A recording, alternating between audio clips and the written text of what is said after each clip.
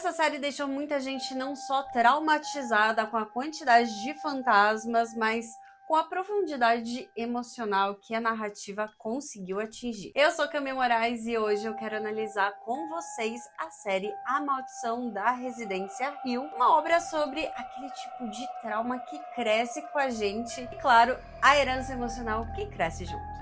A Maldição da Residência Hill é, antes de qualquer coisa, uma série sobre família. O terror mais denso está no que aquela casa deixou dentro de cada um dos Crane. Mike Flanagan parte do romance de Shirley Jackson, mas faz uma adaptação completamente autoral. Ele troca o terror psicológico clássico por um estudo prolongado de trauma, luto e memória. Hill House funciona menos como um lugar mal assombrado e mais como um organismo. Ela observa, espera, aprende, e a casa não ataca diretamente os personagens. Ela se infiltra nas fragilidades de cada um e usa isso como uma porta de entrada. Cada filho carrega uma forma diferente de trauma e a série constrói isso com um cuidado raro, que poucos diretores possuem. Flanagan constrói os Crane como variações de uma mesma ferida. Cada personagem não representa um tipo, mas uma estratégia de sobrevivência diante do trauma. Hill Crane, o silêncio. Hill é talvez o personagem mais incompreendido da série. À primeira vista, ele parece um pai ausente, omisso, incapaz de proteger os filhos. Mas a série revela algo mais perturbador. O Hill, ele escolhe o silêncio como forma de proteção. Ele vê mais do que qualquer outro adulto. Ele entende que falar seria destruir completamente a estrutura emocional frágil dos filhos. Hill representa o adulto que internaliza o horror e decide carregá-lo sozinho. Não por heroísmo, mas por exaustão. Sua distância emocional nasce do medo de contaminar os filhos com aquilo que ele sabe. É uma postura profundamente humana e profundamente falha. Hill é alguém esmagado pelo peso de uma decisão impossível. No horror, pais costumam ser ausentes por conveniência narrativa. Aqui a ausência é uma consequência psicológica. O Hill, ele vive preso entre duas versões da realidade e nunca consegue pertencer totalmente a nenhuma delas. Olivia Crane, a maternidade atravessada pelo colapso. Olivia é o coração trágico da série. Sua relação com a Hill House é íntima, quase simbiótica.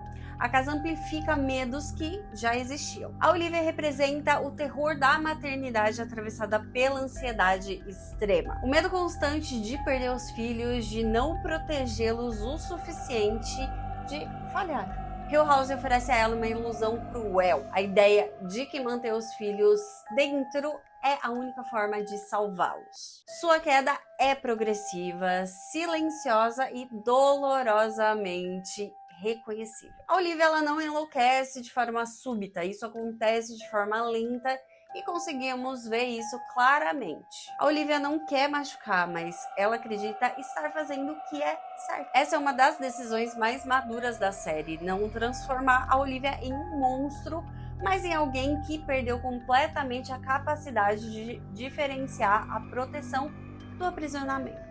Stephen Crane, a negação intelectualizada. Steven é um personagem que tenta vencer o trauma com racionalidade. Ele transforma o horror em produto, em livro, em discurso organizado. Ao fazer isso, acredita estar no controle de algo. Steven representa a negação sofisticada. Ele simplesmente diz que tudo pode ser explicado e essa é uma forma ainda mais eficiente de afastamento emocional. Seu ceticismo é puramente defesa. Admitir que a casa foi real significaria admitir que ele falhou em proteger os irmãos e que explorou a dor deles para sobreviver financeiramente. O arco de Steven é sobre a falência da razão como única resposta ao trauma. A série não demoniza o pensamento racional, mas mostra seus limites quando usado como escudo emocional. Shirley Crane, o controle como anestesia. Shirley vive obcecada pela ideia de correção. de fazer o que é certo, de manter as coisas limpas, organizadas, sob controle. Isso não é coincidência, ela trabalha com corpos porque ali tudo é previsível. A morte não reage. A Shirley representa o trauma transformado em rigidez moral. Ela acredita que controlar o ambiente é uma forma de evitar o caos que viveu na infância. Sua raiva constantemente não é agressividade gratuita, é uma frustração ali acumulada. O horror para Shirley não é a casa, mas a possibilidade de perder o controle novamente. Por isso ela se torna dura, julgadora e emocionalmente inacessível. Sua relação com a própria culpa é o que mais a assombra. Hill House não aparece para Shirley em forma de fantasma clássico. Ela aparece como culpa não resolvida, como uma falha ética e até como um ressentimento que nunca encontra saída. Theodora Crane, o corpo como fronteira. Tel é talvez a personagem mais explicitamente ligada à linguagem do horror corporal. Sua sensibilidade tátil não é um dom confortável, é uma violação constante de limites. Ela sente demais e por isso constrói barreiras físicas e emocionais rígidas. As luvas são um símbolo direto de alguém que precisa se isolar para sobreviver. A Tel representa o trauma somatizado, o corpo que guarda o que a mente não consegue processar. Seu cinismo e sua agressividade são mecanismos de defesa contra a vulnerabilidade. A série acerta ao não romantizar esse dom e ele não empodera a Tel. Ele coloca ela em estado de exaustão. Luke Crane o vício como tentativa de silenciar o passado. O Luke carrega o trauma da forma mais visível e estigmatizada. O vício não é representado como uma fraqueza moral, mas uma tentativa desesperada de desligar uma mente que nunca encontra descanso. O Luke é um personagem que acredita em tudo o que aconteceu, mas não consegue viver com isso. São os dois lados da moeda. A casa nunca o deixou e ele nunca conseguiu deixar a casa. A relação com a Nell é essencial aqui. Eles compartilham uma conexão que nenhum outro dos irmãos consegue acessar plenamente. O Luke sente o trauma como abandono e repetição, sempre preso, sempre em risco. A residência Hill pro Luke é como uma presença pesada constante. Por isso que ele nunca consegue se estabilizar. O Luke busca no vício algo que ele nunca vai conseguir literalmente anestesiar. E finalmente a Nell Crane, o tempo como uma prisão. A Nell, ela é o eixo emocional da série. Sua trajetória revela o conceito mais cruel da residência Hill. O tempo não é linear para quem viveu um trauma profundo. A dama do pescoço torto não é um fantasma externo. É literalmente a Nell presa em um looping de dor, condenada a reviver sua própria morte desde a infância. E essa revelação redefine toda a série. A Nell nunca teve chance, cada momento de medo na infância era um eco do que viria. Ela representa a vítima absoluta do trauma não acolhido. Aquela que pediu ajuda, tentou falar e nunca foi completamente ouvida. Sua morte não é apenas trágica, é uma acusação silenciosa. Sendo assim, A Maldição da Residência Hill é uma das raras obras de terror que entende que personagens não servem à história, mas a história serve aos personagens. A Residência Hill revela rachaduras tão inconscientemente profundas que cada Crane é um estudo sobre como pessoas diferentes sobrevivem à mesma dor de formas incompatíveis entre si.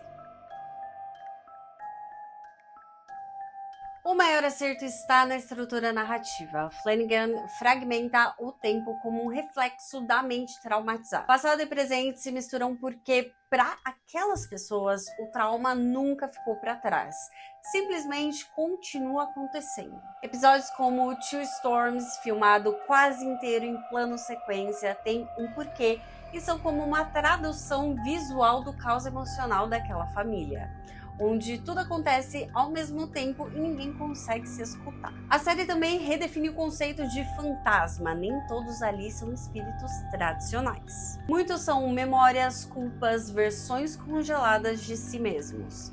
A Dama do Pescoço Torto talvez seja um dos exemplos mais cruéis dessa abordagem. O horror aparece como uma simples constatação. Quando o espectador entende quem ela é, a série deixa claro que o verdadeiro terror é perceber que o destino da personagem já estava selado. Então, a Residência Hill fala sobre como a infância molda o adulto de uma forma irreversível. O luto não resolvido se transforma em vício, isolamento, negação e agressividade. Flanagan não romantiza isso, ele observa e no final ele oferece algo raro no horror contemporâneo.